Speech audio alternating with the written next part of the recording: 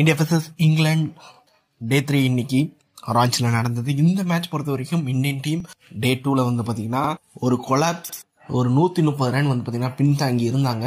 டே 2 பொறுத்த வரைக்கும் இப்போ வந்து பார்த்தீங்கன்னா டே 3ல இந்தியன் டீம் கிட்ட வந்து பார்த்தீங்கன்னா 3 விக்கெட் தான் பேலன்ஸ் இருந்தது. ஒரே ஒரு ப்ராப்பர் பேட்ஸ்மேன் தான் கிரீஸ்குள்ளே இருக்காரு.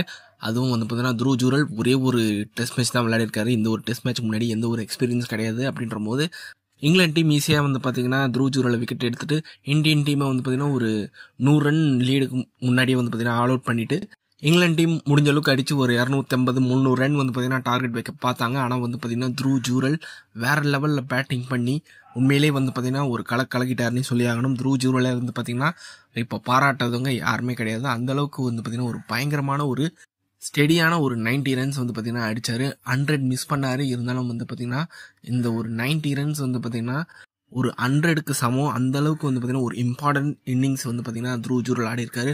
அவர் கூட இந்தியாவோட டைலண்டர்ஸ் அவங்க உண்மையிலே வந்து சூப்பராக விளையாடினாங்க. குல்தீப் யாதவும் சரி, ஆகாஷ்தீப் உண்மையிலே பிரமாதமாக விளையாடினாரு. செகண்ட் இன்னிங்ஸில் அவருக்கு போலிங் கிடைக்கல. இருந்தாலும் வந்து பார்த்தீங்கன்னா அவரோட வேலையை பேட்டிங்கில் வந்து பார்த்தீங்கன்னா பிரமாதமாக பண்ணார். த்ரூ ஜூரல் 100 மிஸ் பண்ணது எல்லாருக்குமே வந்து பார்த்தீங்கன்னா மிகப்பெரிய ஒரு டிசப்பாயின்மெண்ட் தான். இருந்தாலும் இந்தியன் டீமை ஓரளவுக்கு டீசெண்டாக வந்து பார்த்தீங்கன்னா ஒரு டீசெண்டான நிலைமைக்கு கொண்டு வந்தார். 300 ரன்னை வந்து பார்த்தீங்கன்னா கிராஸ் பண்ண வச்சார் த்ரூ ஜூரல். இதுக்கே அவரை நம்ம பாராட்டி ஆகணும். அது மட்டும் வந்து பார்த்தீங்கன்னா அதுக்கப்புறமும் இந்தியன் டீம் ஒரு 46 ரன் பின்தங்கி தான் இருந்தாங்க. இருந்தாலும் மேஜர் டிஃப்ரெண்ட் கிடையாது. ஒரு 100 ரன் 150 ரன் பின்தங்கி இருந்தால் இந்தியாவோட நிலைமை ரொம்ப கஷ்டமாக இருக்கும்.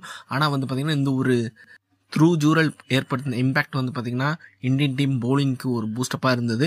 இங்கிலாந்து டீமை பொறுத்த வரைக்கும் செகண்ட் இன்னிங்ஸில் வந்து பார்த்தீங்கன்னா ஒரு டீசென்ட் ஸ்டார்ட் கிடச்சிது.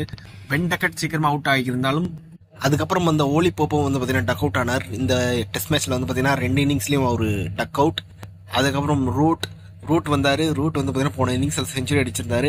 அவரோட விக்கெட் எடுத்துக்கிறது வந்து பார்த்தீங்கன்னா ரொம்ப ஒரு கஷ்டமான ஒரு விஷயமா இருக்கும்னு நினைச்சேன். ஆனால் வந்து பார்த்தீங்கன்னா அஸ்வின் சூப்பராக போலிங் போட்டு ஜோ ரூட்டோட விக்கெட் எடுத்தாரு. அதுக்கப்புறம் குல்தீப் யாதவ் ஜாக் ராலியோட விக்கெட் எடுத்தாரு.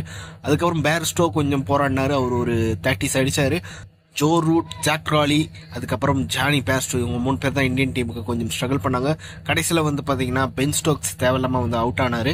கடைசியில் பென் ஃபோக்ஸ் வந்து பார்த்தீங்கன்னா ஓரளவுக்கு போராடினாரு. கிட்டத்தட்ட வந்து பார்த்தீங்கன்னா பென் ஃபோக்ஸும் ஷோயிப் பஷீரும் வந்து பார்த்தீங்கன்னா இந்தியன் டீமுக்கு விக்கெட்டே கொடுக்காம ஒரு 12-13 ஓவர் காய விட்டாங்க. அதுவும் வந்து பார்த்தீங்கன்னா மேடின் போலில் ஓவருக்கு 1 ரன் எடுத்துகிட்டு இருந்தாங்க. எப்படா இவங்க விக்கெட் எடுக்குது அப்படின்ற மாதிரி வந்து பார்த்தீங்கன்னா ரோஹித் சர்மா கொஞ்சம் வந்து பார்த்தீங்கன்னா கஷ்டப்பட்டு இருந்தார். ஆனால் ரவிச்சந்திரன் அஸ்வின் சூப்பராக ஒரு கேரம் பால் போட்டு பென் ஃபோக்ஸ் விக்கெட் எடுத்தார். அதுக்கப்புறம் ஜேம்ஸ் ஆண்டர்சன் விக்கெட்டையும் எடுத்து ஒரு 5 விக்கெட் ஹோல்டு எடுத்திருக்காரு. இந்த ஒரு சீரீஸில் வந்து பார்த்தீங்கன்னா ஃபர்ஸ்ட் டைம் ரவிச்சந்திரன் அஸ்வின் வந்து பார்த்தீங்கன்னா ஒரு 5 விக்கெட் ஹோல்டு எடுத்திருக்காரு. அது மட்டும் வந்து பார்த்தீங்கன்னா அவரோட கெரியரில் 35வது 5 விக்கெட் ஹோல் இது. அது மட்டும் இல்லாமல் வந்து பார்த்தீங்கன்னா அஸ்வினோட 350வது விக்கெட் இந்தியாவில் அப்படின்ற போது சாதனைக்கு மேலே சாதனை இந்த ஒரு இன்னிங்ஸை பொறுத்த வரைக்கும் ரவிச்சந்திரன் அஸ்வினுக்கு. கடைசியில் இங்கிலாந்து டீம் வந்து பார்த்தீங்கன்னா 145 ரன்னுக்கு வந்து பார்த்தீங்கன்னா ஆல் அவுட் ஆகிட்டாங்க. இந்தியன் டீமுக்கு 192 ரன் வந்து பார்த்தீங்கன்னா இலக்கு வச்சிருக்காங்க. இப்போதைக்கு டே 3 முடியல வந்து பார்த்தீங்கன்னா இந்தியன் டீம் 40 ரன்ல வந்து பார்த்தீங்கன்னா எந்த ஒரு விக்கெட்டும் இழக்காம கிரீஸில் இருக்காங்க ரோஹித் சர்மாவும் SSV ஜெய்ஸ்வாலும். இன்னும் இந்தியன் டீமுக்கு வந்து பார்த்தீங்கன்னா 152 ரன் தேவைப்படுது. பொறுமையாக ஆடலாம், எந்த ஒரு ரிஸ்க்கும் இல்லாமல் ஆடலாம். லூஸ் டெலிவரிஸ் இங்கிலாந்து டீமே போடுறாங்க. அது மட்டும் இல்லாமல் வந்து பார்த்தீங்கன்னா ஃபீல்டர்ஸையும் வந்து பார்த்தீங்கன்னா வெளியில் நிற்க வச்சிருக்காங்க.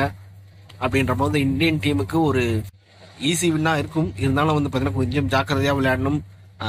அந்த கிராக்ஸில் பட்டால் வந்து பார்த்தீங்கன்னா பால் உருளுது அப்படின்ற போது ஸ்டெம்புக்கு போடுற பாலை கொஞ்சம் கேர்ஃபுல்லாக ஆடினா நல்லாயிருக்கும் அப்படின்ற மாதிரி எனக்கு தோணுது.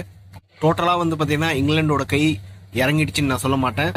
அவங்களுக்கும் ஒரு வாய்ப்பு இருக்குது. இங்கிலாந்து டீம் வந்து பார்த்தீங்கன்னா செகண்ட் இன்னிங்ஸில் 145 ரன்னுக்கு வந்து பார்த்தீங்கன்னா ஆல் அவுட் ஆகியிருக்காங்க. அப்படின்ற போது இங்கிலாந்து டீமுக்கும் ஒரு வாய்ப்பு இருக்குது. இருந்தாலும் வந்து பார்த்தீங்கன்னா இந்த மேட்ச் ஜெயிக்கிறதுக்கான வாய்ப்பு இந்தியாவுக்கு தான் அதிகமாக இருக்குது. அப்படின்ற போது வெயிட் பண்ணி பார்க்கலாம். டே 4 பயங்கர இன்ட்ரெஸ்டிங்காக இருக்க போகுதுன்னு நினைக்கிறேன்.